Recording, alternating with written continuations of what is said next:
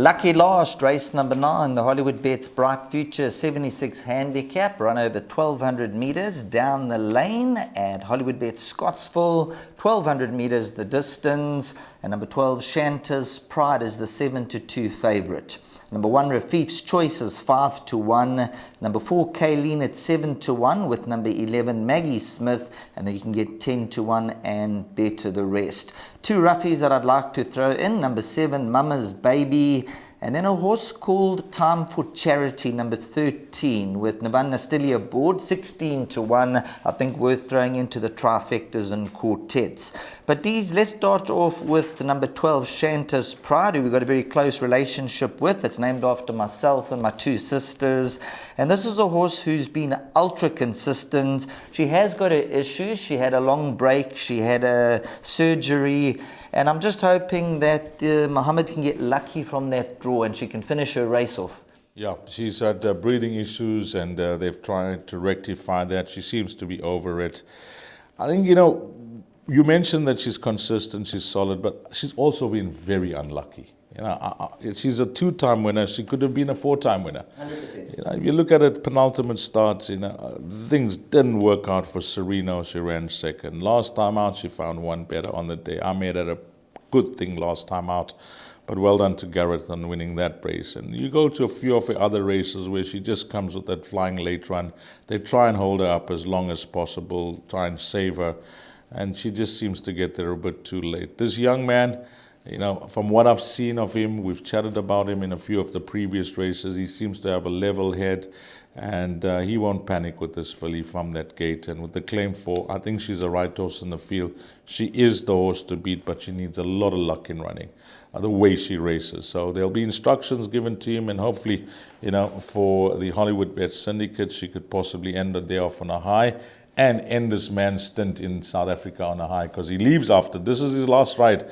He'll be hoping it's a memorable one.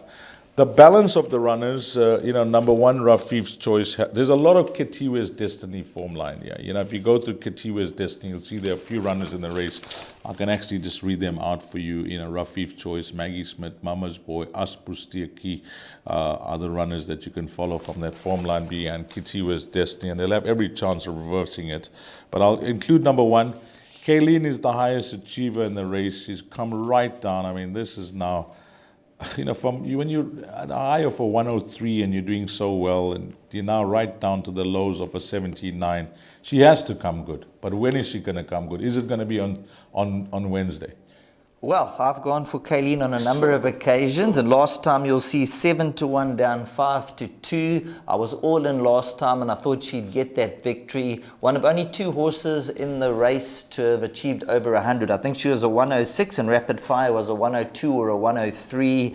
She's racing off a 79. Shanta's Pride did beat her in the pretty victory form line, but as you can see, she's a horse that's going to try and turn it around, and around 7 and 8-1. I actually think she's the horse they all have to beat these. If she brings her A game and her earlier form, then number 4, Kayleen, she would be the first selection. Shanta's Pride, we're hoping she can win, but she has got her issues and a lot needs to go in her way. So the value for me is number 4, Kayleen, but obviously we've got to be loyal with number 12, Shanta's Pride, and hopefully she'll come and get that next victory. So maybe the swingers and the exactors with Shanta's Pride, and also the other runner we picked up, number 4, Kayleen. But I don't think it's a cut and dried event. Yeah, number 7, Mama's Boy. I just have to give her some airtime because I chatted to Garrett last time.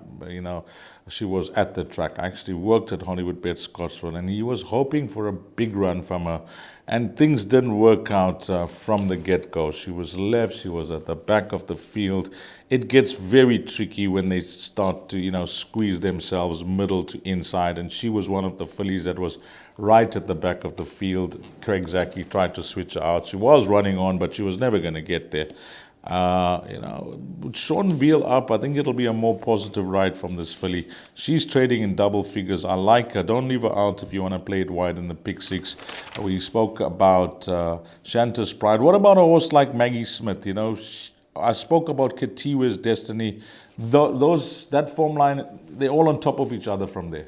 Yes, 100% right. You're going to have to be the judge at the end of the day and watch the replay, see if there were any hard luck stories, and make up your mind, because the Katiwe's Destiny form line is very prominent here.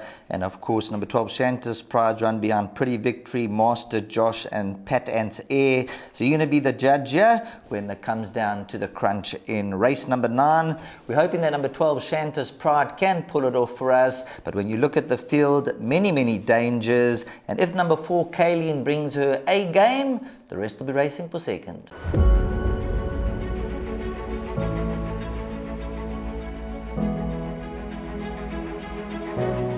It's Donovan Everett from Cape Racing, and I'd just like to say it's an absolute pleasure to be involved with Intrabet and Cape Breeders in this golf day today here at Pearl Valley.